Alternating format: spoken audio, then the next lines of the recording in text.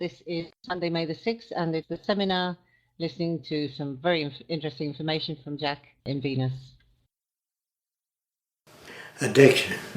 I'm only going to give you my interpretation of addiction.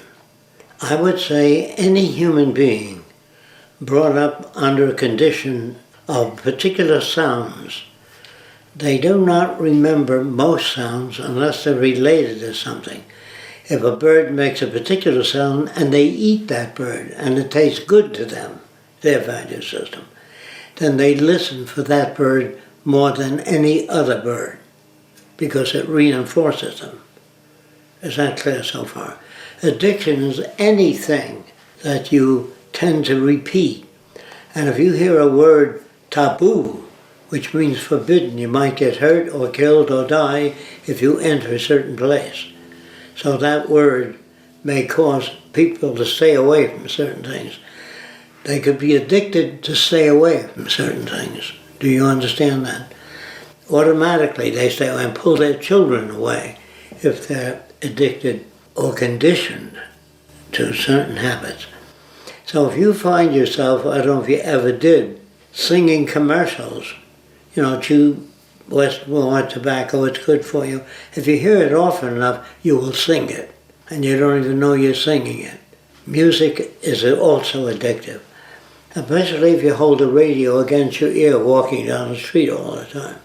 You're building an associative system that tends to repeat itself. How do you fight addiction? First of all, I wanted you to know that addiction could be anything. It could be addicted to smelling flowers. If you see flowers, you can't help but sniff. That could be an addiction if you do it often enough. If the association becomes often enough or frequently used, I would say the person automatically don't even know they're addicted, but they sniff. If they've been doing it often enough. There are men who smell flowers once a year, so they're not addicted to lean forward and smell it. That's why we sing commercials, or we say a stitch in time saves 9. Grandmothers repeat that over and over again. They may be addicted to a slogan or words, but they're not addicted in the same sense as having done it over 400 times. So they say 2 and 2 is 4 all day long because they have limited associations. That's almost the same. A long period of time of repeating something is not unlike an addiction. You almost have to repeat it. Get out of the house, it's burning.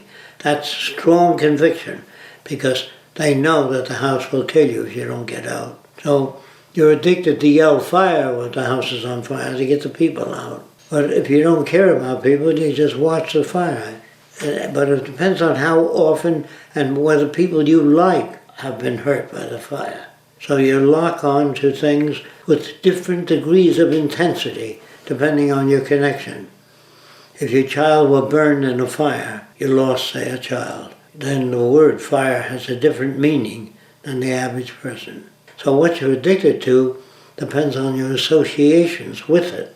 Now, how do you change addiction? First way to change it is not to become that addicted to anything, meaning don't keep listening to music. If you do, you're going to be humming it whether you like it or not. Or you'll be making any noise that's associated with pleasantry to you. There are people that buy the songs of songbirds. I find birds very annoying because they don't sing long enough. They just make over and over again and no variations on it. So I find it painful. But a lot of people love the sound of birds singing. They're not singing, they make certain sounds. Why do we say they're singing? Because to us, it might sound like singing. But they're very painful to me. Rather than painful when a lion or a tiger roars, I leave the area. If there's something I hear in the woods like that, I leave the area by association. I don't know whether to leave or not unless my encounters with it have been unpleasant. How you break addiction again. Long-term addiction where the body is automatically responding to it, where you feel you can't live without it, or you feel you can't live without a certain person. There are people that take their lives when their wife or best friend dies because they can't live without them. That's becoming addicted to a person. if you can't live without the person. The more friends you have, the easier it is to live without a certain person. But if you live with one person all your life, you never go anywhere, and they're killed or missing or kidnapped, then you live in pain. But if you have many associations, many people that you know that you like, that are pleasant, you're less apt to become that addicted to any one person. So to avoid addiction, avoid super dependency. And also, if all your problems are solved, if you got a mother that puts your shoes on in the morning and feeds you with a plate, with a spoon, until you're 7 years old or 10 years old, you become addicted. You take a book and you read and you open your mouth when your mother brings the food over. You become addicted to that performance. And it's very difficult for you to break that if it occurred over a long period of time. So in order to break addiction, don't go getting involved in repetition too long a period of time. Now, if a person is already addicted, you have to expose them to other things so that the other things become more important to them. If it's religion, it'll undo it if they're addicted to it. And so the more things you're exposed to, the less probable your addiction. Also, the less you're exposed to. You understand that? It's easier. But if it's long-term, it's harder. Because the associative system is almost like uncontrollable urge to do something. So what I say about addiction is try to avoid repetition of words that have very little meaning, and try to avoid repetition of unhealthy dependency. Do you know what that means? If you smoke cigars and you're in an environment where everybody smokes cigars, it's very hard to break that habit. But when you first get there, you just say, I'm addicted. I become hurt physically. I cough. You have to give them a reason for walking out, otherwise they resent you walking out. Just say, I have an allergy against that. Instead of saying, hey, I don't like you guys smoking. That's an attack. That's received as an attack. So it depends on how you put it. Again, I'll repeat, in order to avoid addiction, stay away from long continued practice and exposure to any one system. Now, there are useful addictions. Taking a deep breath every morning when you get up and stretching, that's a useful addiction. It doesn't hurt you. It does you good. So you can be addicted to useful things. Like if somebody throws something at you, you go like that. If you get good at it, you can avoid being hit. So that's a useful type of training or avoidance. Addiction is non-avoidance. When you become addicted, you're less able to avoid. It's hard for a person not to listen to music when he hears it, if you're addicted to it.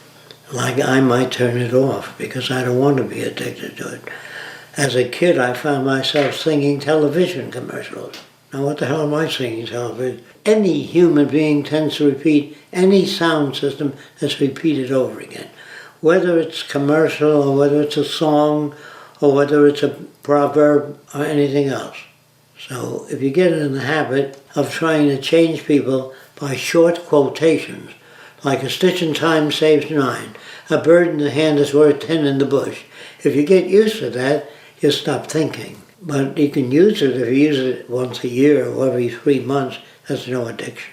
How can we as individuals select what is an addiction? You ask yourself, what use is that? Suppose I were to tell you that the banks control America and that the government is only interested in American interest. Now, if you have an investment in this country that's important to you, if you give up that investment freely, which is highly improbable, you become addicted to the institutions. And if I say to you, let's share resources with the world, you say, no, I've got all the resources I want right now. I don't want to share it with the world. Okay, I can understand that. But if you could do this, if you can convince people that they'd be better off 5 years from now or 8 years from now, they might be able to do that. But the probability is very low unless you have a pitch. Like, I think within the next 4 months, you will see results. That's also good. Where you say, oh, that's 40 years from now. You'll be able to get anything you want. Well, but most people say, oh, look, right now I got a car, a cabin cruiser, a beautiful wife, and 3 kids. why should they surrender that unless it's falling apart and they could see it? If they even are living in a house and they can see riots occurring in America, it may take that degree where riots occurring and marching people and the police being shot and the thing falling apart, then your home is not that secure anymore. If you can convince people that the way things are going, they will lose what they've got. And that's hard to do unless those conditions are occurring. And if they occur too late, you may not be able to change them. Meaning, if it takes a roof caving in on a guy before he says, I'm getting out, that would be heavily invested in an established point of view. So the way you deal with that is say, what is this doing for me and what will its end result be? And try to think it out as best you can. And then make a decision. The decision you make will be forced upon everything you know. It has nothing to do with rational. Your decisions are based on what you've been exposed to. So to avoid certain addictions, try to find out how you might benefit by another system, or will you be hung if the other system comes in. In other words, the leaders of many countries today, if they give up, they'll be judged, put in jail, and maybe assassinated. So they're not about to give up their position. If they fear the people that are rioting against them will kill them anyway, they might as well take them all down with them. You know what I mean? Would you talk about a little, because I think it relates to this, where you said every time you recite a hymn or you say the Pledge of Allegiance, even though it's repetition, you still burn a new pathway. Yes. Yes, that's true. When you sing a song, it isn't the same old pathway, it's a new one, referring to the old one. Whenever you say, how are you, ma'am, you remember you said to Mrs. Josephine. When you say, hi, ma'am, again, it might be Mrs. Bernstein. Do you know what I mean? Some other person. So it's a different association with the same words. Now, you can't go ahead and invent all your own words for everybody, because then you won't be able to talk to people anymore. They won't know what you're talking about. So you have to communicate, and you must use language as it's conventionally used, even though it doesn't mean anything. You have to do that until you turn them around. After you turn them around, you can use a special language with that person. You can take language and do what you want with it. That's how you work telepathy. Most instances, it's the same sort of thing. So you can work out 1,000 telepathic schemes if you know how to do it. I told you you can take this cup and put it at about 4 o'clock in relation to a top view. 4 o'clock means Kennedy, and 6 o'clock is about here, you know. So 6 o'clock means President Johnson. Would you like some chocolate? That means Kennedy. You can make all kinds of things. And the average person tends to listen to the language as used. Would you say when you're amongst people for a long time, and wouldn't you feel that form of communication would be a good addiction to have because it shortens up you don't really need to carry out so many words if you have that connection with somebody? As long as you understand what you're doing, as long as you understand what's going on. Yeah. But if you think that's the right way, that's the truth, there's no such thing. It's just the way it's established for you. But when you start locking on that that's the truth or the only way, I would say the only way you can avoid war is by sharing the Earth's resources. I can't imagine any other way, unless somebody came down in the clouds and said no more war. But I can't imagine any other way. That's all I'm saying. So when I say if we share the Earth's resource with everybody, and if we can find a way to do that, to convince everybody, they will join you. But if they're skeptical of you, they won't join you. So I figured most people will not join. All it takes is 3 or 4 nations to join, and they'll become such a powerful leverage, I think others will follow. What are some tools to not attack people, but say if they're on prescription drugs or they drink Mountain Dew or they have their own addictions, or even metaphysics, people that count on going to church every Sunday, what are some approaches without attacking them to let them understand, hey, it is an addiction that I have? Yeah. Well, I would say, are you interested in other points of view other than your own? Not at all. I'm a Seventh-day Adventist and that's it. Get off. Because you can do it, but it's not worth it. And if a person says, Well, I believe in this particular Madame Blavatsky. You know who I'm talking about? She had a lot of views on metaphysics. And you say, are you interested in only Madame Blavatsky? No, I'm interested in many ideas. How about ideas that differ considerably from the way you think? Well, I'll try to understand them. That's good if you get anything like that. But if you get, no, Madame Blavatsky came directly from divine inspiration. If they come back very hardwired, get off. But if they say, I'd like to listen to other ideas, but when they listen to you, remember they're listening with their training of Madame Blavatsky. They can only hear it that way. And if you can interpret it different ways, the guy says, I never thought of that. That's an interesting point. That means you broke the bond. If a person says, let me think about it, then they come back, well, what about free will, And if you try to take away free will, remember, it's taking away the identity of the person. They lose their identity. Because after all, you are the person making the choices. And if you take that away from people without replacing it with something, like I said before, in criticizing a government or criticizing a police department, if you have no control over that, you can't do anything about it, leave it alone until you build enough of following to affect control. And if you can't, I think Alcoholics Anonymous have a saying, something about God give me the power to accept the things I cannot change, and change the things I can. Well, your ability to change things will grow. So when you say give me the power to change the things I can, that's now, but tomorrow you might be able to change a lot of things, might be getting better tools. And if your tools aren't any better, you can call people dumb, or you can get mad at people, or say, I need new tools. That's harder to do, okay? See if you can think of other things. Now, there's other types of addiction. Chemical addiction is very different. If you're into narcotics long enough, if you smoke long enough to change the body chemistry so it needs that sensation of marijuana, whatever you smoke, that's an addiction if you're on it long enough. I know somebody slipped something to me, LSD once, inside a date. They couldn't give it to me direct. They put a date in my mouth, and then I felt this coming over me and I went to sleep, and it did not affect me at all. Maybe it was only because they slipped one on me. But had they slipped a great number under different circumstances, I don't know what would have happened. I might have tried to open the window and fly. I don't know.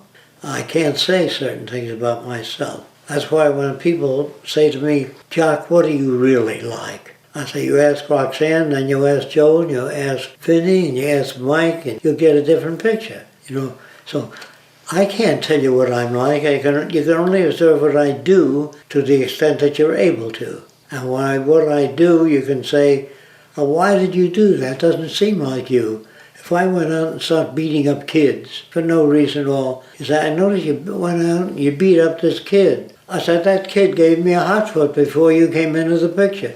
He put a match on my shoe and lit it. But if you don't check it out to make sure you don't project, he's a child beater, give a person a chance to explain that way. And if you don't accept that explanation, you have to wait until they do other things that are contradictory. Now, people will contradict themselves many times because they're in many different situations, and we don't always understand the reason for a certain person's reaction.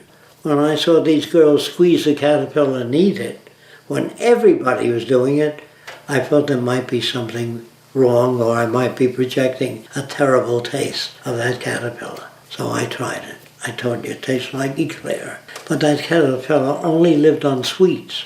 That would disgust you. But what really disgusts you is it's your interpretation of the event. It's very hard not to project. It's not easy. It's almost an automatic process. Any other questions about addiction? Chemical addiction is much more difficult because it alters the body's decision-making systems and also alters your feelings without something, without a drug or something that you need. Or you need encouragement not from anybody, but a person you respect. If you get encouragement from the principal of your school, you're doing a very good job, that may be all right. But if you get encouragement from some person that you don't even respect at all, it doesn't work. So it's your attitude, that edits everything that happens, unfortunately. We've all been pre-edited. Do you know what that means? Unfortunately.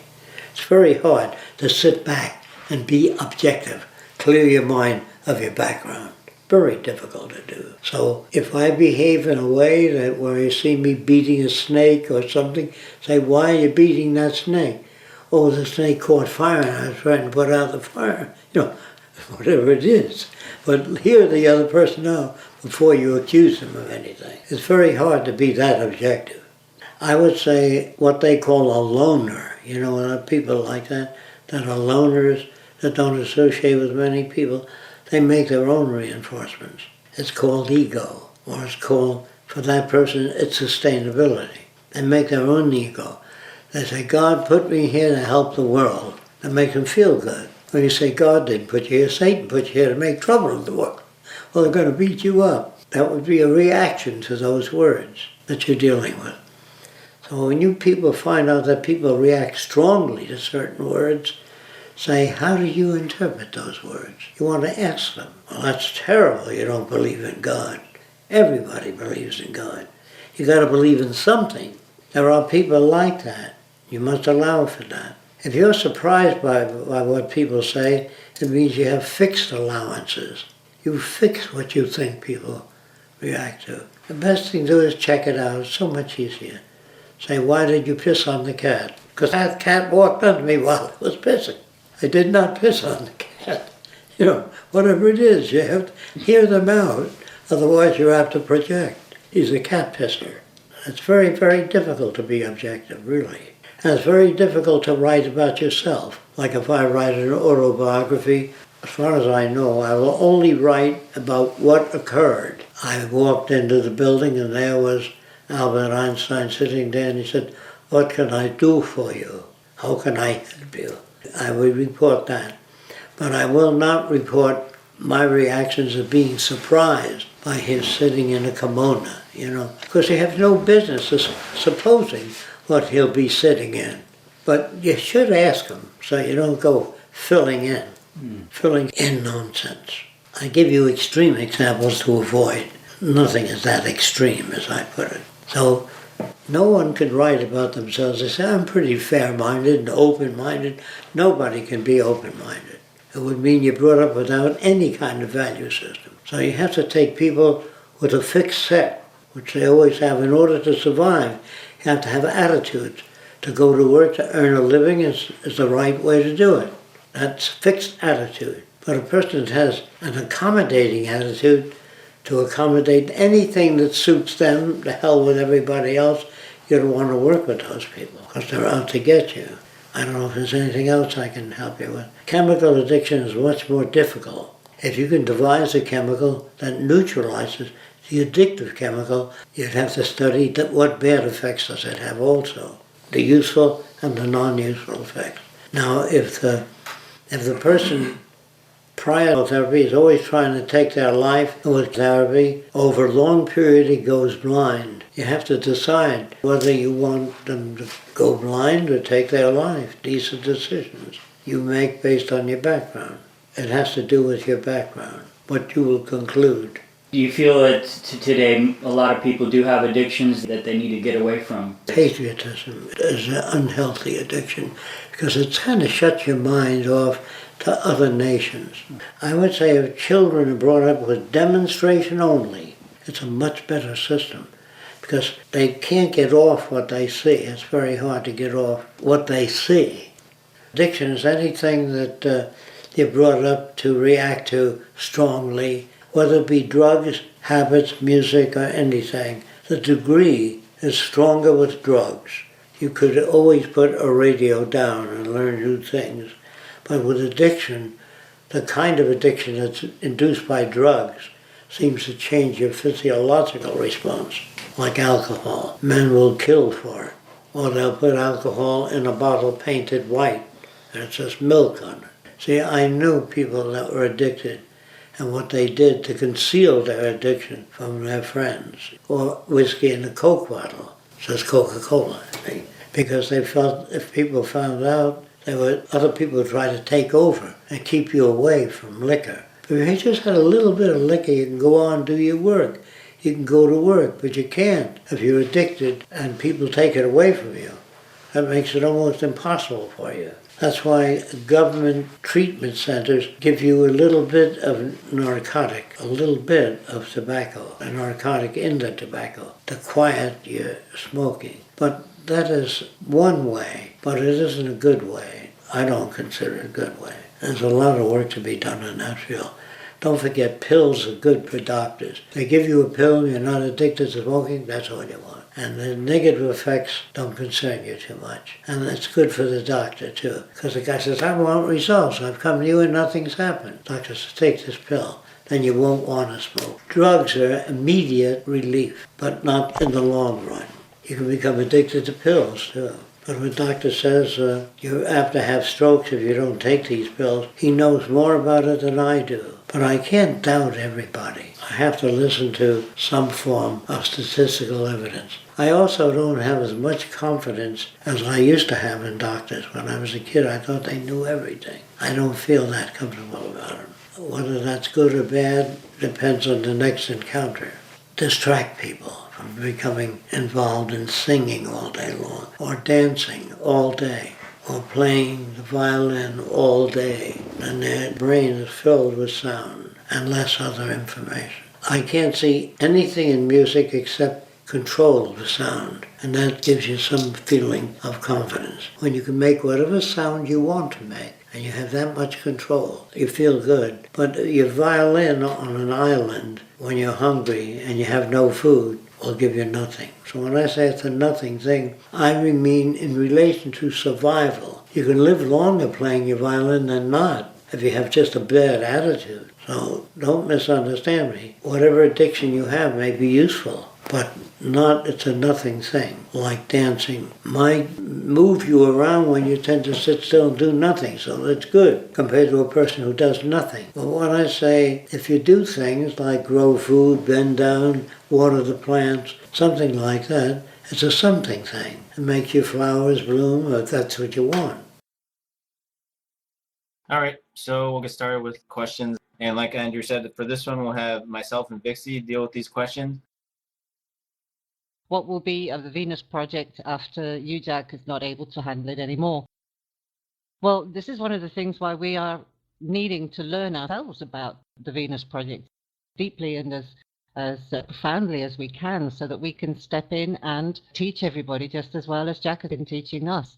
This is why so much emphasis is being put on educating ourselves.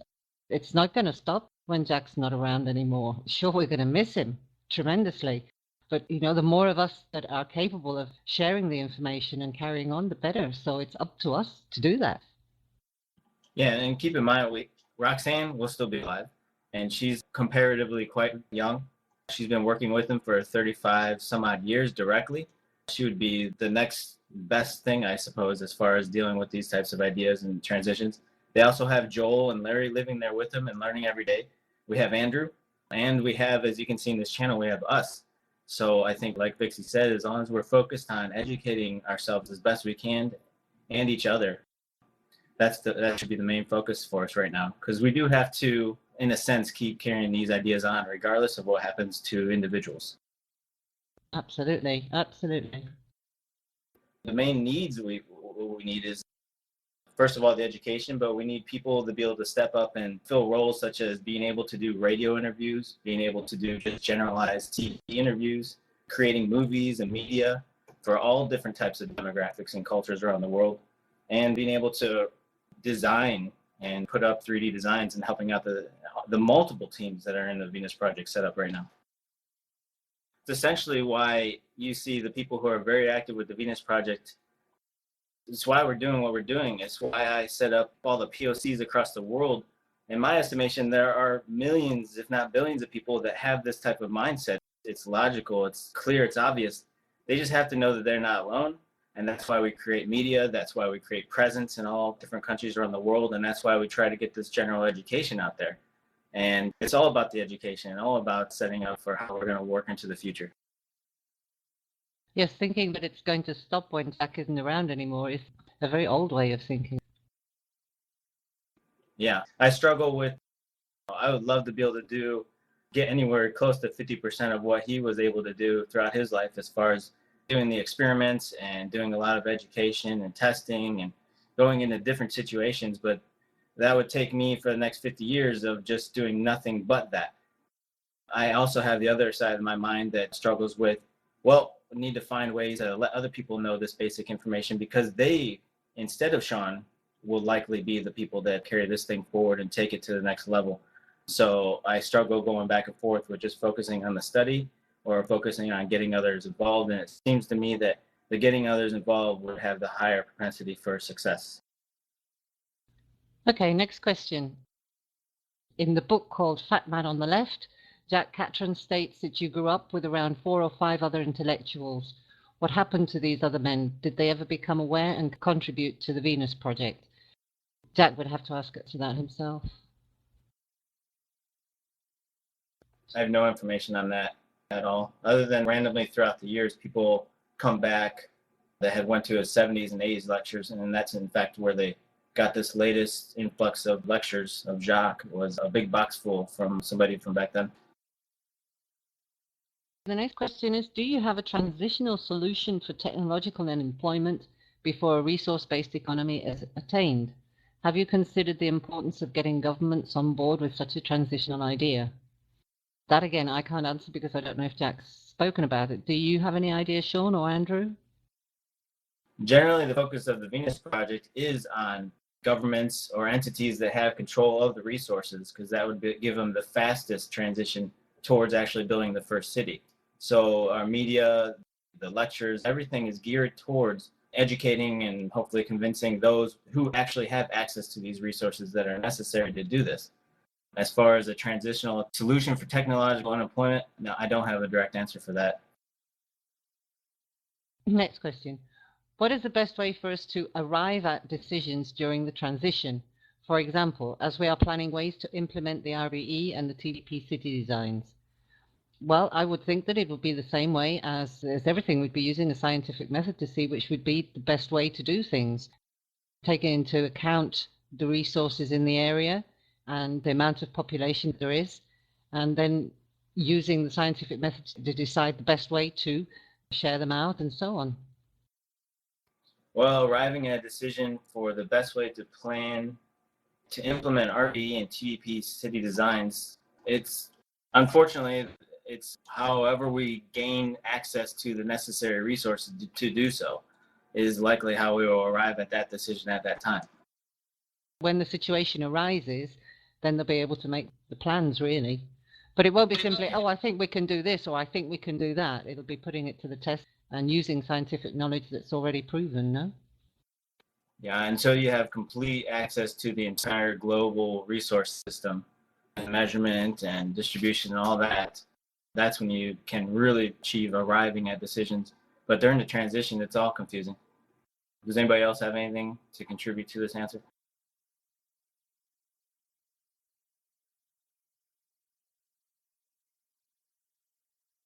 We don't have the luxury of being able to arrive at the first decision, because it is the first access we will have to resources, which will be used to hopefully build the first city. Yeah, I mean, the only thing I'd add to that really is that our ability to arrive at decisions is directly relevant to or referent to the system that you're living in, the environment that you're living in.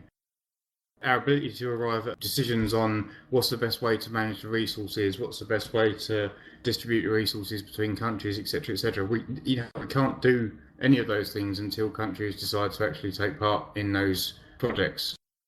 So we can only arrive at decisions within the frame of reference that we've got available to us. So, things like setting up the teams, things like laying out the different projects that we've got that we do have resources for, that we have the human resources to do, those kind of things we can arrive at decisions and try out different things. What works carries on, what doesn't gets left behind, etc. Yeah, I can use the Google moderator as a sense of that. Nobody decided to use this, we just decided to try it. Yeah, exactly, and it's working well, so no need to change it.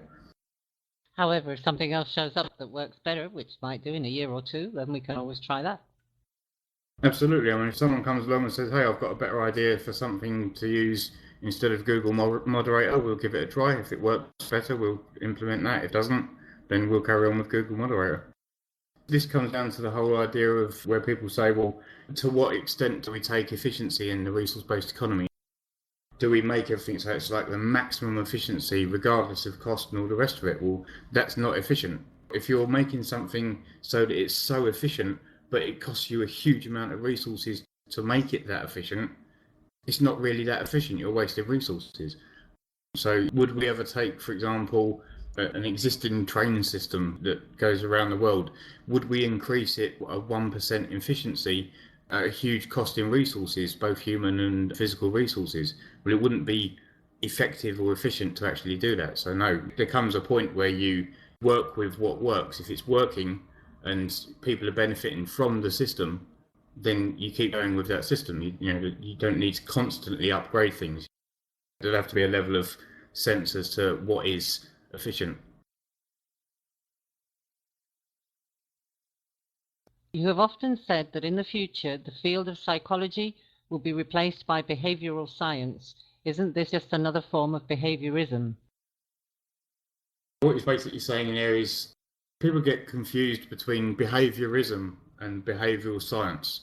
Behavioral science is the science of understanding behavior. It is the methodology we use to work out and determine what the causes of certain behaviors are, and then to actually work on producing an environment that shapes behaviors in a different way. So that's behavioral sciences. Behaviorism doesn't take into account the genetics of a human being that could cause propensities towards anger or could cause propensities towards depression and things like this. Behaviorism, just the same as... Sorry, I lost it there. The difference with behavioral science and behaviorism is now that we obviously realise that you can't separate the genetic side of things from the environmental side of things. The behaviour of a human being is very much made up by a mixture of the two. So that's the difference between behaviorism and behavioural science. Well, and with this question, what Jacques really is doing with when he deals with something like psychology or behaviorism, he's doing two things. First of all, he's doing a critique of the current establishment of psychology and how the institutions teach rote learning is not effective across the board because everybody is an individual. And that huge book of whatever is wrong with people, the latest thing, restless leg syndrome, he's critiquing the whole field. And he wants it to replace it with something like a more semantically correct statement of behavioral science. Behaviorism is an ism, so he's probably critiquing that as a word. And the behavioral science is a better formulated semantic title of the field.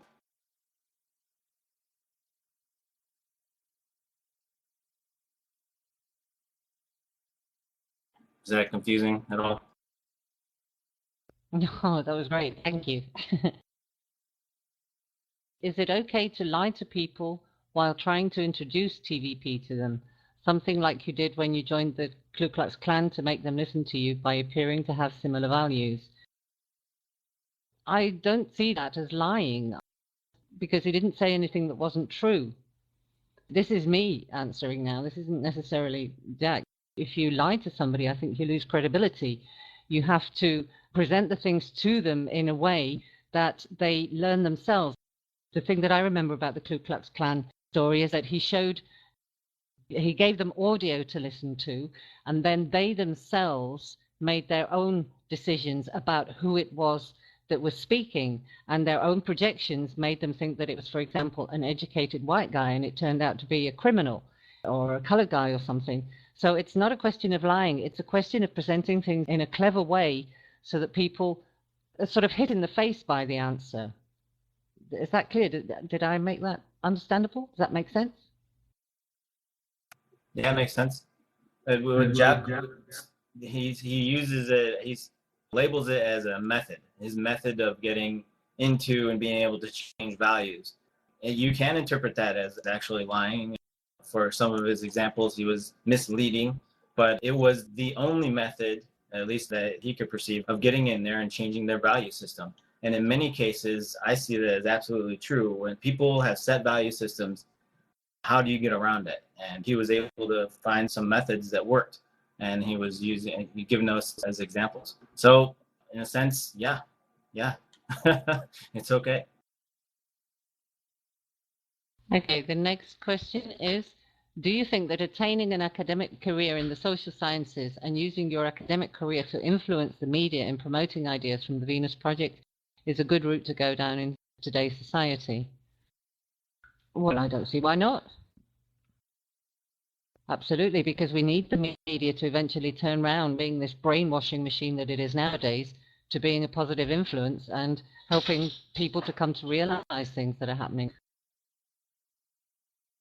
I've heard him answer questions similar to this, and it was in the sense of, well, if you do have a choice about how you're going to be educated, educate yourself in something useful, and that could be very broad, but he was more pointing to sort of engineering, chemistry, these types of sciences, architectural design, these types of things that will actually help to build the first city. That's the way I heard him explain it. But in a sense, if you're not interested in these things, something like social sciences is definitely useful. I mean, we are trying to create media that is across the board, that talks to every demographic on Earth, every culture, every language. And as you can imagine, that is a huge, huge tasking. And we need people who are very strong in these areas. Jack, how many hours do you sleep? I can't answer that one. Next question. If we're all victims of culture and the idea is to abolish culture, then what's the alternative? We're not going to abolish culture. That's not the idea. The idea is to change the culture so that we appreciate different things through the values that we learn. Culture nowadays is considered to be knowing about art, and you're standing there looking at a painting on a wall that you see as 5 or 6 blobs of color on a piece of canvas. So it's making it more relevant to what is really educational, not what is a money-making system. So we wouldn't really be victims anymore. We would be students of culture. Well, one possible definition of culture is that it's your own personal set of indoctrinations. And yes, we do want to, in a sense, abolish that, because we want to open everybody up to other possibilities. And you don't want to be indoctrinated into your country or your village's set of values or politics or worldviews, because those can be dangerous, and trying to open up the mind to see many, many other cultures and other possibilities. And if you have a world mind, then there is no culture to you. It's just, it removes your own personal culture.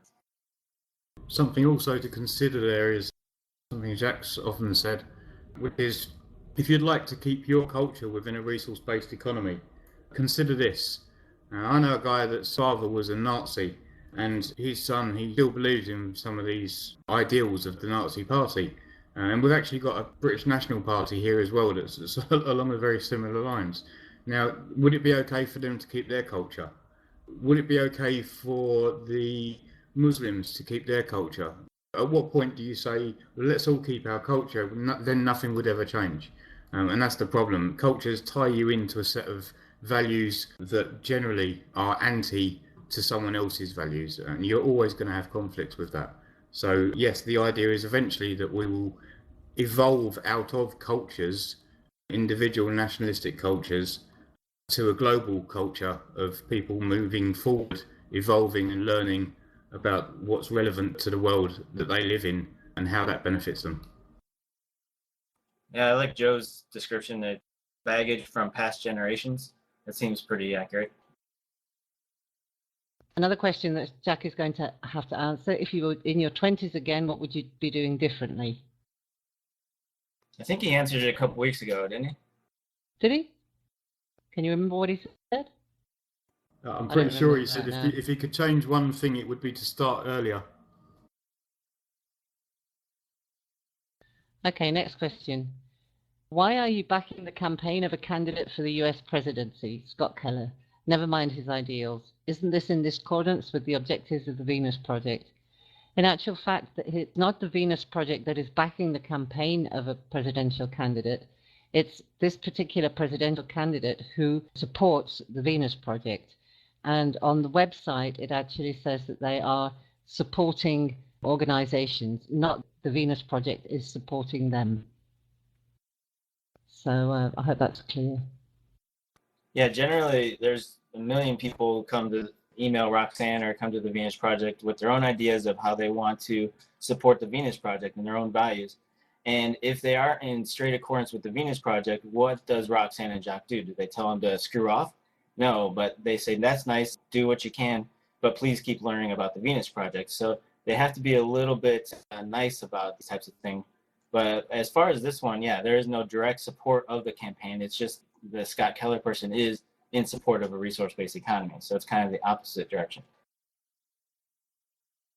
If you were 20 years old today, would you change anything in your daily routine? Another question he's going to have to answer himself, unless anybody else has heard him say anything on this. Obviously not. Okay. Next question. Is there any more news on when there may be new lecture audio material from the 1970s available on your online store? Yeah, it'd be for Roxanne and Joel to deal with. And as far as I know, what I said a couple times is that they just received a big old box of these lectures. And for the last about month or so, they've been playing these since they're of higher quality than the other lectures from the 70s and 80s. But it takes time. They just released the movie and they're dealing with things on a daily basis. So it takes time for them to transfer that into digital and then also transfer whatever. I mean, there could be hundreds of recordings and they have to choose which 10 or 16 or 20 to put on there. So that's going to take some time. What have you learned from B.F. Skinner? No, I couldn't answer this one directly. I've only heard him made a reference to him and how they didn't agree on a couple things, but he definitely had a visit with him and spoke to him. And I forget the details of it, so I don't want to screw it up. Okey-doke. Next question. If free will does not exist, wouldn't that mean that we should not be held accountable for crimes?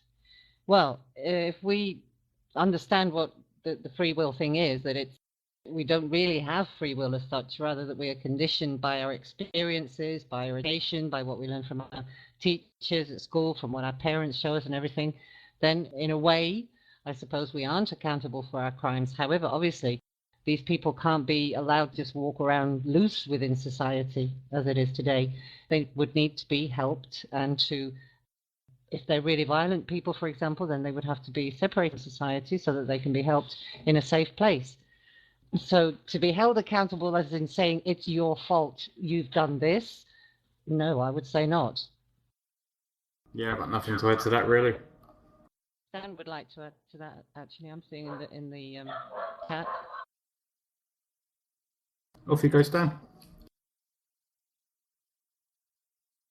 Thank you, guys. The question about crimes, it depends, as Jacques says, it depends on the environment and depends of how we define crimes. In a sense, I'll strongly feel that we are not responsible for what we do if we see the bigger picture.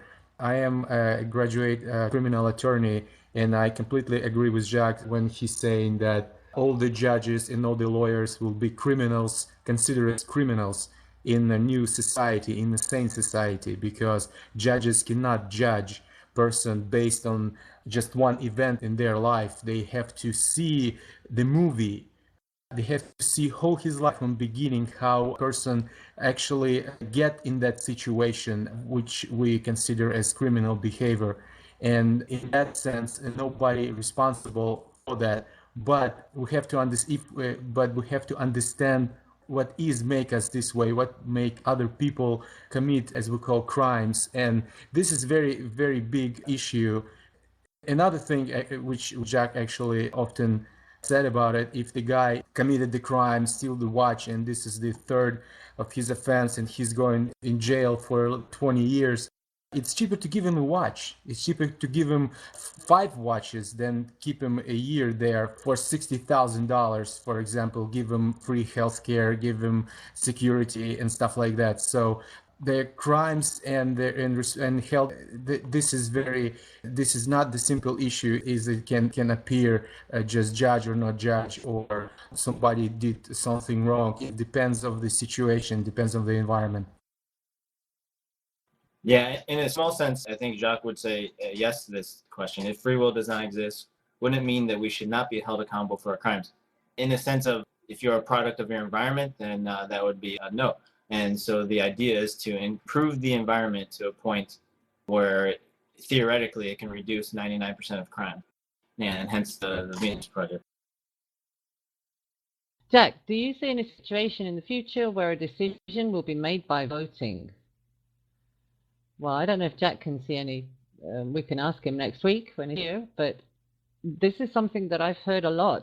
But what sort of a decision would need to be taken by a vote?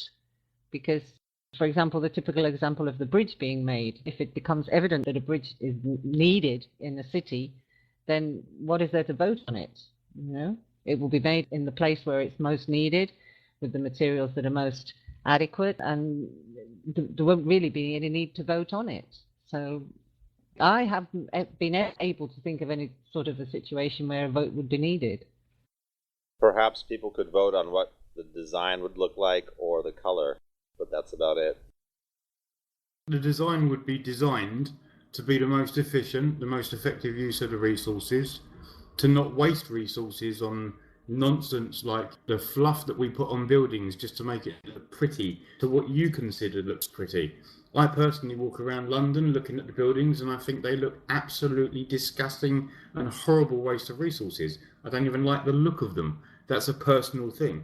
People are brought up with their personal ideas of what they think looks nice. What you think looks nice may look completely different to someone else. So we have to come away from these shallow, self-centered, egoistic attitudes of what looks great and how you want things to be, and all these nonsensical ideas that have no relevancy to the reality that we live in. And we'll start changing our values and behaviours to start taking into account, well, what's the best way to save resources on this project? What are the best materials to use on this project? What's the minimal design we can do to get the maximum amount of efficiency or the maximum benefit from this structure, etc., etc.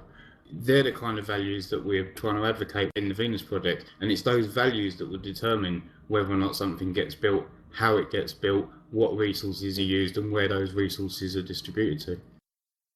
Okay, but how about color? This is a superficial issue. These are the kind of values that we're trying to get people to start moving away from, is these superficial values that have no bearing on the reality we live in. Space Economy 1.0, almost things like that won't even be like on the template. We're trying to build the resource-based economy 1.0 with the absolute minimal amount of resources and maximum amount of taking care of the humans that are on Earth right now. And extra considerations such as like a color in the first version probably won't even be on the docket. Well, tastes in aesthetics change so much anyway. I mean, they always have done throughout the history of the world. One time fat women are in vogue, and another time miniskirts, and another time pink is the color. These are all things that are very changeable anyway. I don't think we'll hold those values in the future. The efficiency and the economy, as far as ecological economy is concerned, is what will be beautiful to us. Building that is efficient, clean, doesn't cause any side effects into the environment, that is what we will consider to be beautiful in the future. And things such as if it's pink or green or furry, as Andrew said, that just won't even enter into our heads. Well, color might be not an issue. I think the question was asked a couple of times why designs for the buildings are white. And I remember Jacques responded that because this was designed for the tropical area, but for example, in the north, it can be different colors, so it can absorb the heat. Or actually, in the buildings, they can change colors. It depends on their time of the year, so it can be more efficient. Yeah, and they can be photovoltaic cells, they're called, to generate their own energy and so on. So, you know, this kind of thing would be involved with the choosing of the color, but not for aesthetical effects because somebody likes this or that better than another color. Okay, how can we introduce TVP concepts best in a university? Principals, scholars? In other words, who are the best people to go to in the university, the teachers or the students? I guess it depends on who you have as a contact in the university. If you know somebody who's a principal there, well then talk to them. If you know somebody that's a student who has a contact, a good relationship with a scholar, then go through them. And then, depending on the age group, depending on the subject that they're studying, focus the talk and the concepts on that. For example, if you're going to give a talk to architects, then focus on what we've just been talking about now, about the logic behind the designs, you know, the sustainability and so on, and using the best materials in the most efficient way and so on. If it's a group of gardeners, then talk about ecological farming and vertical farming and things like this. Go to what they can relate to. Just doing a presentation or a lecture at a college itself should cover both of those, because the students will obviously show up, and then sometimes the professors show up also. So that should cover that, and then you can move on from there. If a sustainability project needs to be built to increase productivity in a resource-based economy, but would diminish the quality of life 25% of the population due to lack of resources, by what formula would it be determined who the unfortunate 25% are? This will take me a couple minutes. Yeah. But I have put in some. This is a really complex question, and there are some simple answers to it, but you have to have already studied some other things. But essentially, you you determine the carrying capacity of Earth based on a standard of living. And there is an equation you can have for this. And this is how much arable land, fresh water, and air supply with education and shelter. Based on currently 7 billion people, I estimate that the Earth itself, at a decent standard of living, at a really good standard of living, much higher than we live now, the Earth can hold hundreds of billions if we're smart about it. But until we have control over that system, we're stuck. But in a sense, you will see these types of stats projected. You will see if the Earth will have stats. The Earth can sustain 100 billion people. As we are approaching 50 billion people on Earth, I'm sorry, am I wrong with billion? It's probably trillion. As we're approaching 50, then everybody on Earth will realize this, and then as soon as we exceed the 100, our standard of living will go down. I think actually, that people will make decisions to have less children in this case, because they would want to maintain that standard of living. And we would create a buffer zone for ourselves where this 25% index would not actually occur, or we'd have enough extra resources to be able to take care of something like this without diminishing the quality of life. Yeah, I can't really see it happening that, because it would mean that we weren't taking care of the education for the people in regards to birth control, you know? People would be producing like rabbits again if we got to that stage. It's a billion, so 7 billion people on Earth. I'd like to create a model to demonstrate that the Earth can actually sustain much more.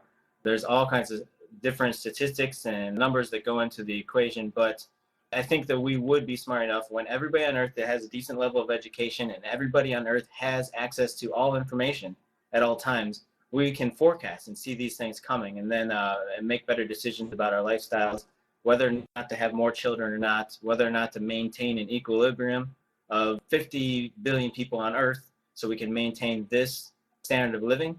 And until we populate another planet, we should probably maintain around 50 billion. And this would change people's decision making. Some couples, instead of having 3 children, would have 2, which would be a sustainable thing. Or some would have 3 and some would have 1. So I think all this stuff works itself out if everybody has a decent level of education and if everybody has access to all information. Next one. Religion tells us that one of Adam's sons killed his brother out of jealousy when they had all the world for themselves, which destroys your idea about human nature to religious people, which makes them don't listen to us. How would you reply to that?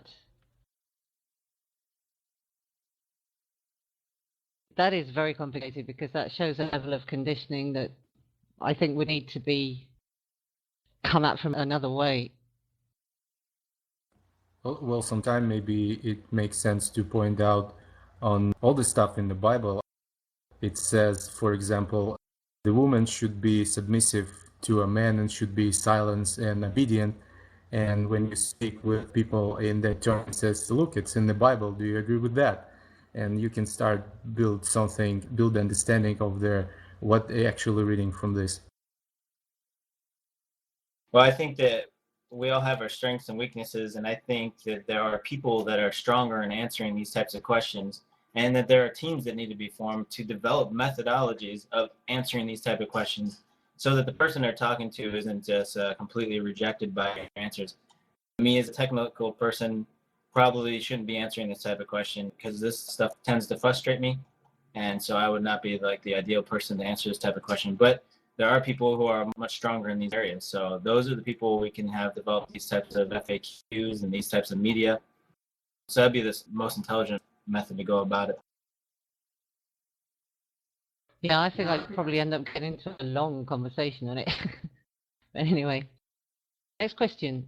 Do you think human society will evolve into something similar to TVP, but not exactly as you intended it? Similar meaning not all aspects, but some aspects. If not, we are doomed? Well, that's asking for personal opinion from Jack, I guess, or from any of us. And I would repeat what we said before. We can't foretell the future.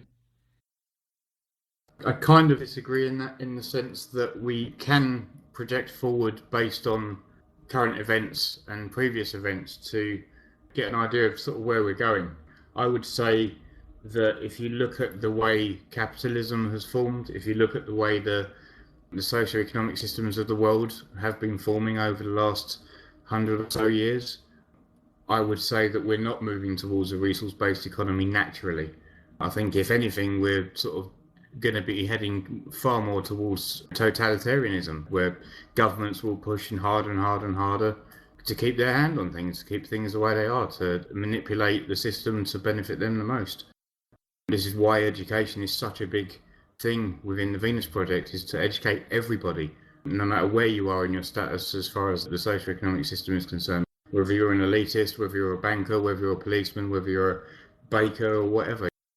Everybody needs educating to what's relevant in this world and what can actually benefit people the most.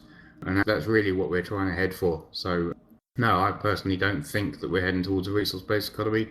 I'd say that all the evidence in the world, around the world, and the way that socio-economic systems are going, indicates that very well, that that's not the direction we're naturally headed in. I think a little bit more optimistically about it, although it might not sound like it. To quickly answer this question, I think the answer is yes.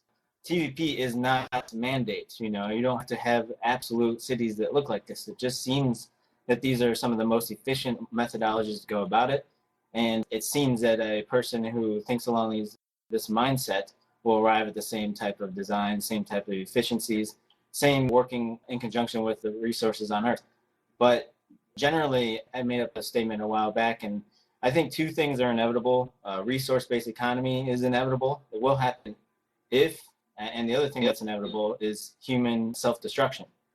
So if we keep on the trends we are today, I think we'll find a way to really mess ourselves up to where we can't even live on this earth. But the other inevitability is a resource-based economy, and that's what we're here to do, is to try to make the resource-based economy outpace our self-destruction.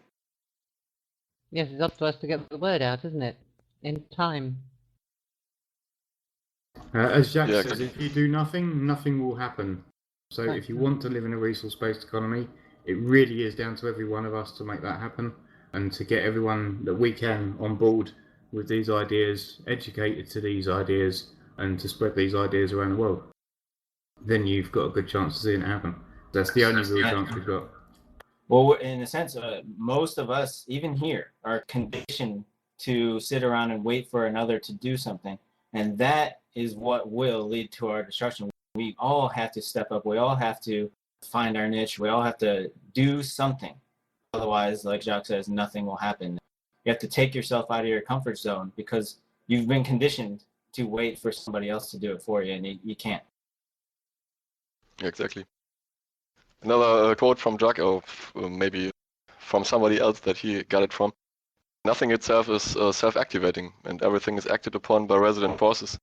And the same way that we are acted upon by all our environment and everything that we learned, we ourselves are environment for others. So we can shape directly if once we've got this small edge from the sticker we want to pull from the system, you know, which Jack did for us. He scratched his nail off, his fingernails off up to the shoulder, I think, by finding that edge on the sticker to pull it off. So we are the ones now that can do the rest of the work and move it forward. And nothing itself is self-activating, so we have to put work into it. Like all other before me said, if we don't do nothing, nothing will happen. That's a great image there, scratching your nail and lifting up the edge of the sticker. That's a really good image. Somebody could run with that and make a poster for the Venus Project. Yeah, maybe. Okay, Jack, what do you think about the statement, we must become the change we want to see in the world? Well, again, I can't speak for Jack. I don't suppose any of us can, but I think it's very true. But at the same time, I don't think we should be too introspective in the way that some people are when they go off on this spirituality kick, because it becomes then an ego thing. But yes, we obviously have to work on ourselves if we want to change the world. Yeah, exactly. Yep, I agree. You do both. You do too much introspective and no actions at all. And yeah, you feel great, but the world as a whole is not improved. Exactly. Addiction. Wouldn't a rehabilitation clinic be a good idea to disseminate TVP's way of thinking? The good results with people could make this system even more well known. Does that mean to go into a rehabilitation clinic and get people there to turn around to the Venus Project's way of thinking? Is that what the question means? No, by rehabilitating real drug addicts. Ah, right. Well, Jack already did this. He did already help a lot of people overcome addictions, and they still, from what I understand, they still keep in touch with him nowadays, occasionally calling to see how he is and so on, and they now help other people get unaddicted, unhooked from drugs. So, yeah, why not? But I don't know if it would be necessarily any more plan to go with than any of the other plans that we've got. But it could be interesting. Why not? Specifically considering, like, is this a good demographic to go after? Like a low-hanging fruit, which people have talked about. These people might be more open to these ideas, especially if you cure them of their addiction. If that's your focus and your aim, then that's probably a decent thing to do. But generally, I think there are probably more global efforts that could be done with your energies.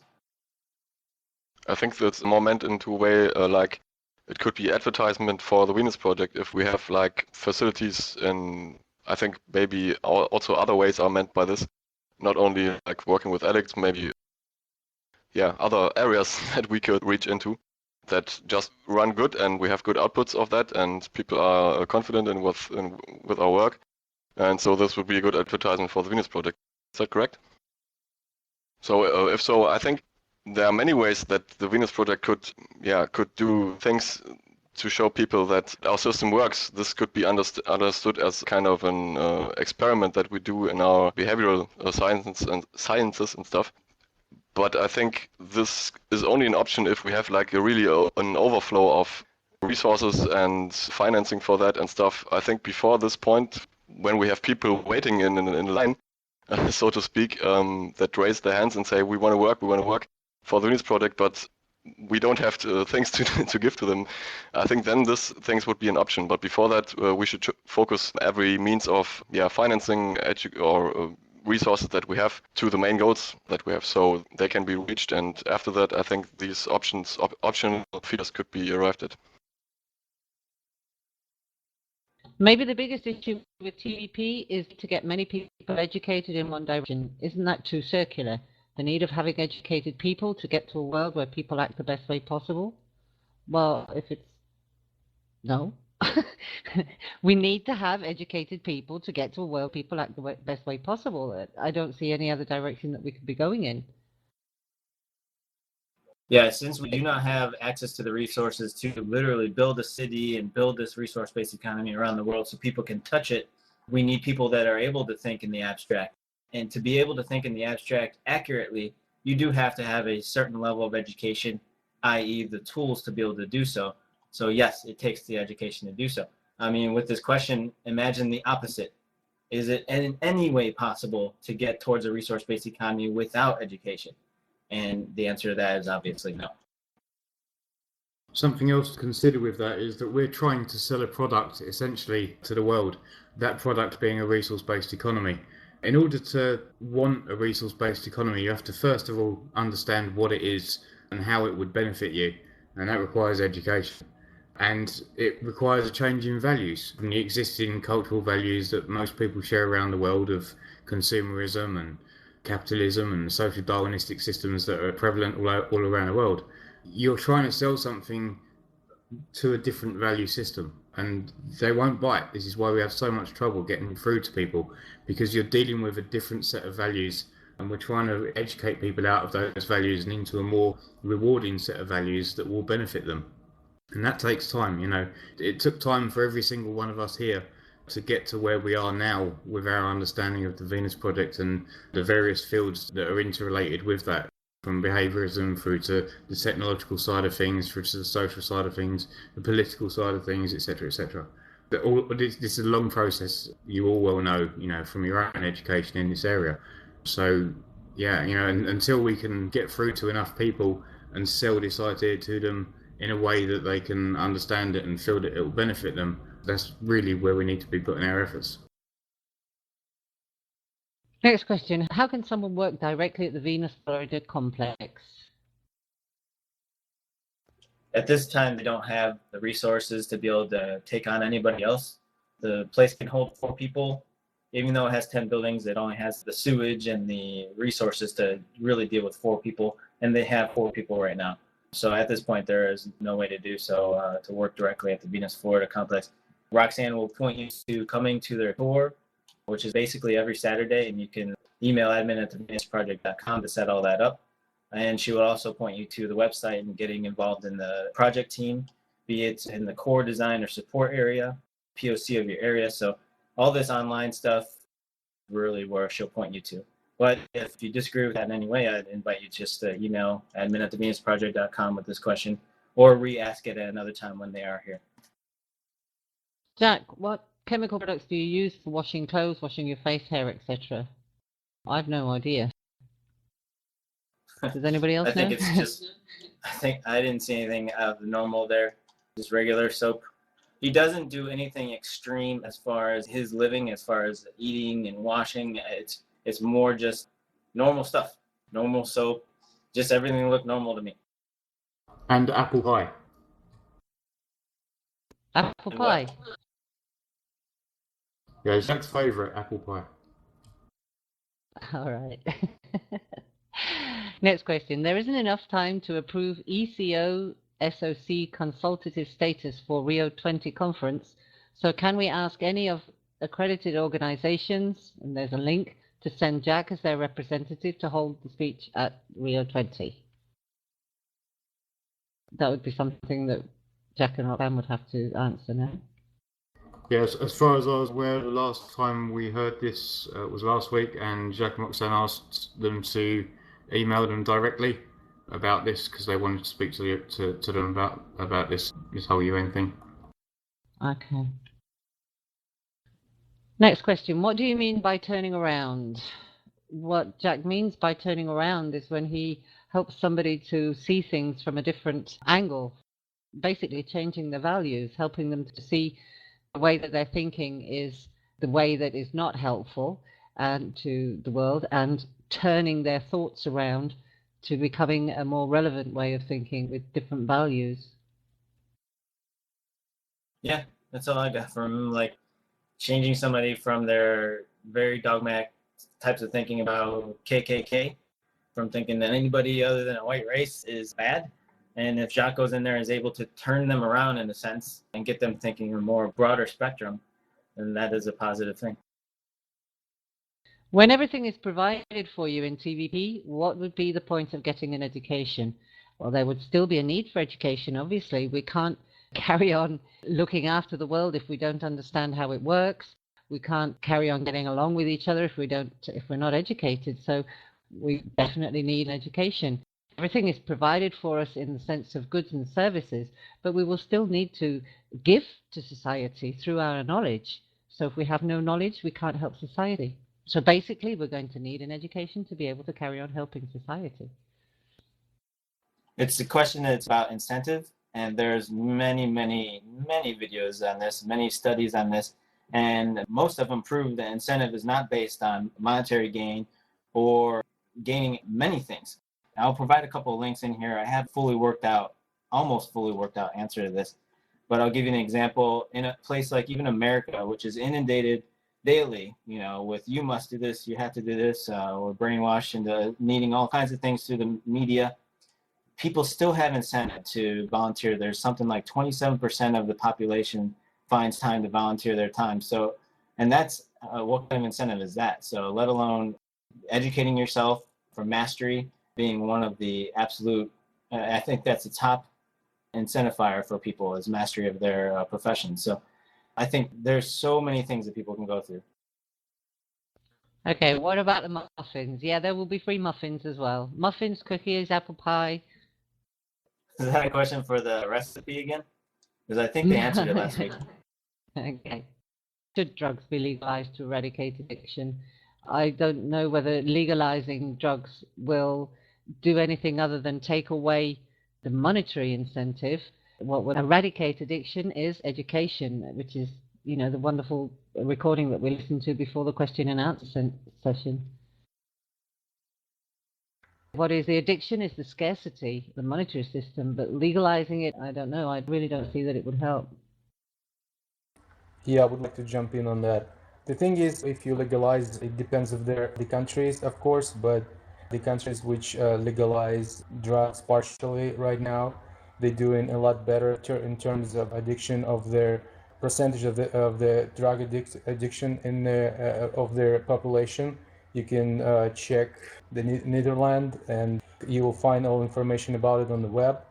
And you always see if you criminalize something like it was with bootlegs in the 30s in America. If you try to suppress that, people just go on the ground and do their own thing. But as far as I understand, and please correct me if I'm wrong, in the Venus Project, how Jacques explained it, in the sane society we will not use drugs. We're not going to have any means to use it, because when you use drugs, you try to get away from the reality.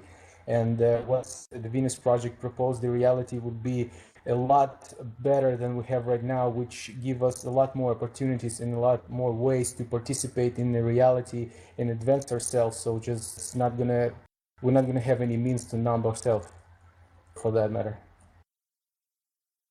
I think there's also a big difference in the timeline that we can view in this direction and many directions that we talk about.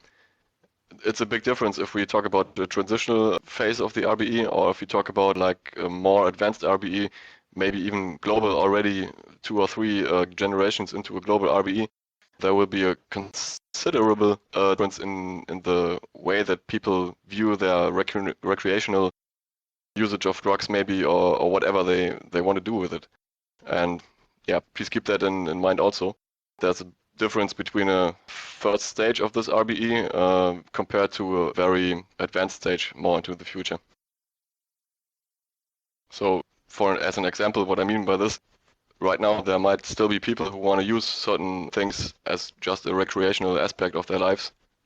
So just to keep it away from them might not be like Stan stated, if people want to use something, they will find a way to use it. So education is the best way. More into the future, people will not even think about creating these substances that are used for it. But as they still exist, and as most people are not that much educated, they might be still around because people actually want it. And they should be educated about the usage that is not harmful to them, or how they can decrease harmfulness to them. Next question, I think, has a very large and wide answer to it, which could take an awful long time to go through. But anyway, how to explain what TVP is to ignorant people? First of all, ignorant people are people that have not received certain information and are conditioned. If they're ignorant because they haven't got knowledge, then it's lack of education. If you're considering ignorance as being, for example, rude or impolite, then that is a result of their consequence of their education and their environment. I think each case would have to be treated as it is. Try and get on some topic with them that resonates with them, whether it's the fact that they don't like the food in the supermarket, whether it's the fact that they've got no money, and try and explain without necessarily starting the conversation about TVP, but simply slowly planting seeds to make them realize what's wrong with the world, and then pointing out solutions. But you have to do it very carefully, and I think you'd have to do it with each person as they come to you. Or Well, considering we're not like, most of us are not experts in these areas, you know, we're not as effective as most people would be. Utilize the material that the Venus Project makes. For example, the latest one, use the movie Paradise or Oblivion. And if unfortunately it is not translated into your language, then assist the team in translating into your language so you can then present it to those people. Because I would estimate that most of us here, especially even across the world, are not strong in addressing people yet. But we could work on it. But until that point, use TVP material that's already been made. Thanks for the plug for the linguistic team there, Shawn. Okay, moving on. What do you think about the elections in Greece and France? Well, what do we think about any elections? We know it's not going to make any difference. It's the same, right or left, central or whatever. They're all pulled behind them by the banks and the corporations, so it doesn't matter who gets in. People aren't going to be any happier. The only positive thing I can think about it is that it's just going to help people to lose more and more faith in the system and realize that they have to look for other solutions. Right. In the short term, it might be a slight improvement in people's perception, but in long term, it'll be a repeat of the same exact mistakes.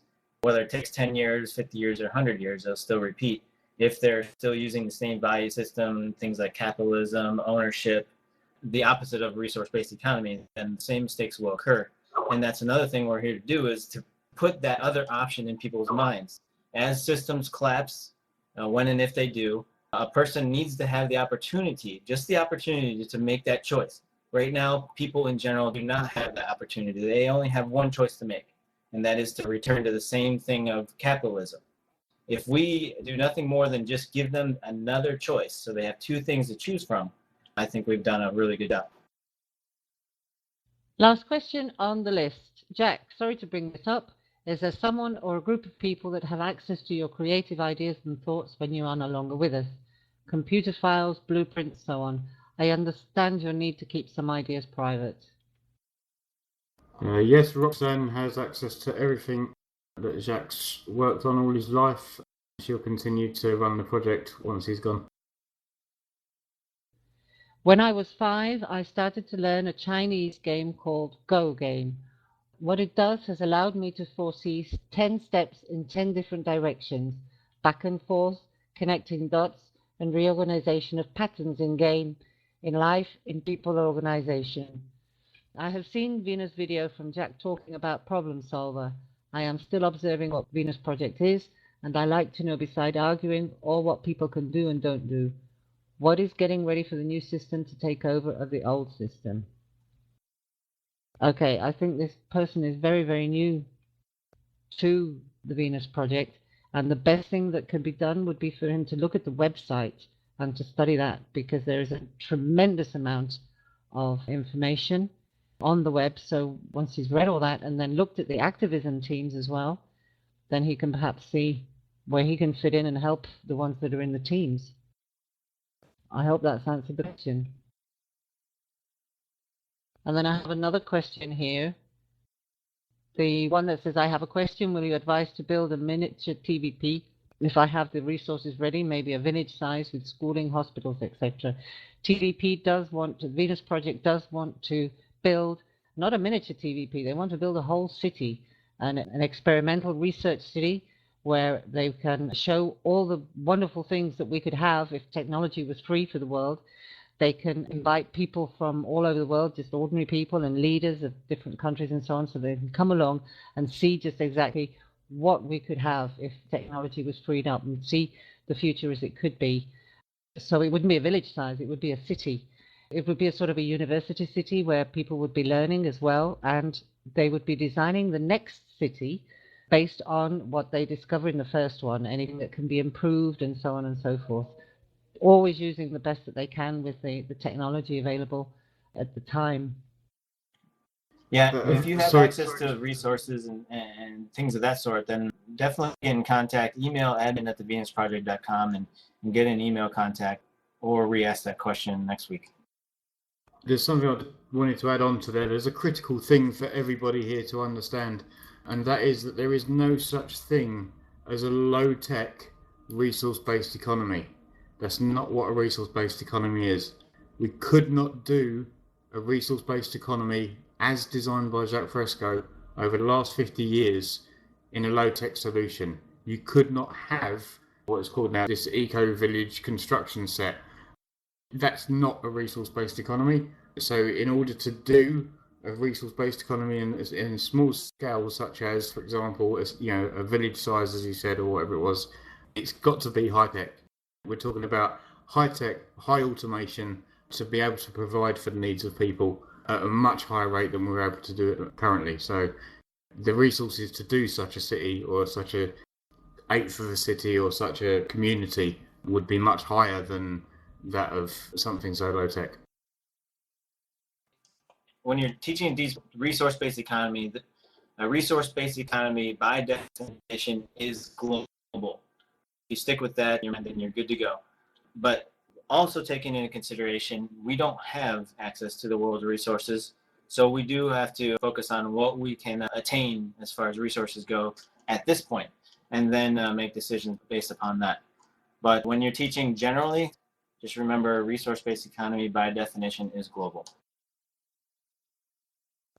I think we've answered all the questions, except the ones that we had to leave for Jack, which weren't so many in the end.